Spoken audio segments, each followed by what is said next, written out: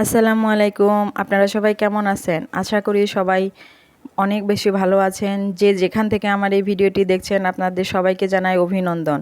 ইয়াসমিনের রোজ নাম চায়ে আপনাদের স্বাগতম। আজকে আমার এটা সেকেন্ড ব্লগ। আমাদের সম্পর্কে কোনো কিছু বলা হয়নি, তাই আজকে ভাবলাম যে নিজেদের সম্পর্কে একটু কিছু বলে নিই।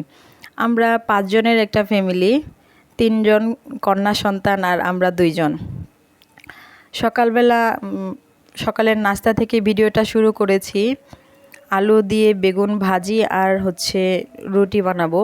আমার বড় মেয়ে আমিনা মুস্তাফিরা ও এটা ভাজিটা খুবই পছন্দ করে, তাই ওর জন্য করছি। অন্য চুলায় আমি পানি গরম দিয়ে দিয়েছি রুটি বানানোর জন্যে।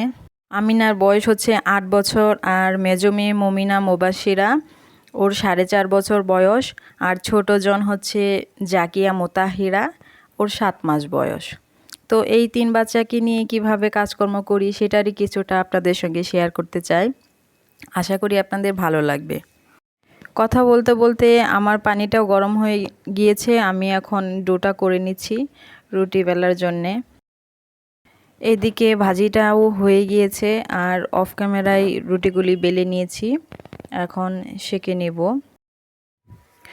অন্য চুলায় রুটিগুলি সেঁকে নিচ্ছি। কয়েকদিন থেকে যে পরিমাণ গরম পড়েছে, সকালবেলায় সূর্যি মামা উঠেই চোখ রাঙিয়ে। সূর্যকে দেখলেই বোঝা যায় সারা দিন কেমন কাটবে। এই গরমে সুস্থ থাকার জন্যে আমাদের বেশি বেশি পানি ও তরল খাবার খাওয়া উচিত। কোনোভাবেই শরীরে পানির ঘাটতি করা উচিত নয়। এদিকে আমার ডিমটাও করা হয়ে গেল, এখন আমরা খেতে বসবো। এই যে এই প্লেটটা দেখছেন, এটা আমার বড় মেয়ে আমিনা, ওদের স্কুলে বার্ষিক ক্রীড়া প্রতিযোগিতায় খেলা ছিল। তো 3টা খেলা ছিল ওর, ওখানে ও একটা খেলাতে ফার্স্ট হয়েছিল, সেখানে এই প্লেটটা পেয়েছে।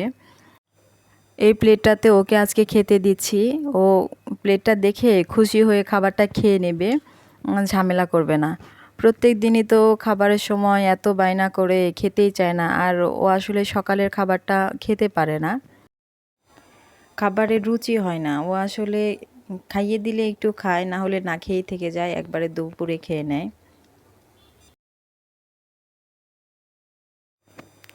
সকালের নাস্তা শেষ করে চলে এসেছি ঘর গোছানোর কাজে। এদিকে আমার ছোট মেয়ে ঘুমাচ্ছে, আমি সেই জন্যে তাড়াহুড়া করছি যে যত তাড়াতাড়ি সম্ভব কাজগুলি সেরে ফেলি। ও আবার উঠে গেলে তো ওকে সময় দিতে হবে, তখন ঝামেলা হয়ে যায়। প্রত্যেক দিনই দেখা যায় যে ওর পিছনে প্রচুর সময় চলে যায়। আপনারা জানেন আমাকে কে কাজ করে দিচ্ছে? আমি আসলে একা কাজ করছি না, আমার সঙ্গে একজন আছে, দেখাবো আপনাদের কে কাজ করে দিচ্ছে আমাকে। এই তো দেখেন, আমার মা।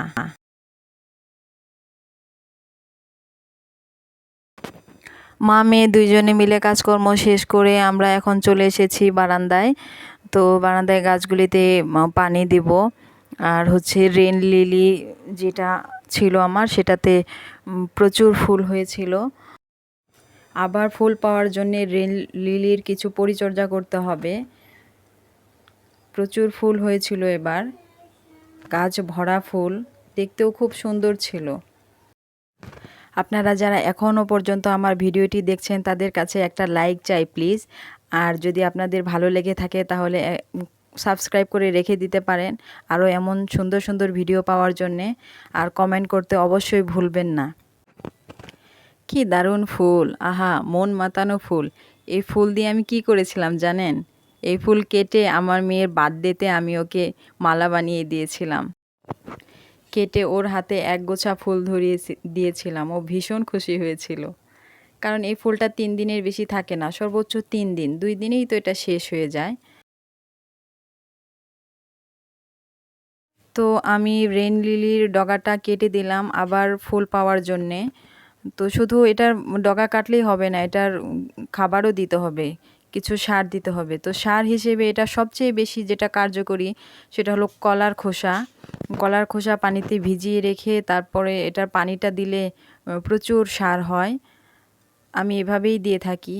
তো নেক্সট টাইম এত বেশি ফুল ফুটবে না, কিছু কিছু করে ফুল কয়েকবার ফুটতেই থাকবে। আজ এখানেই বিদায় নিয়ে নিচ্ছি। আল্লাহ হাফেজ।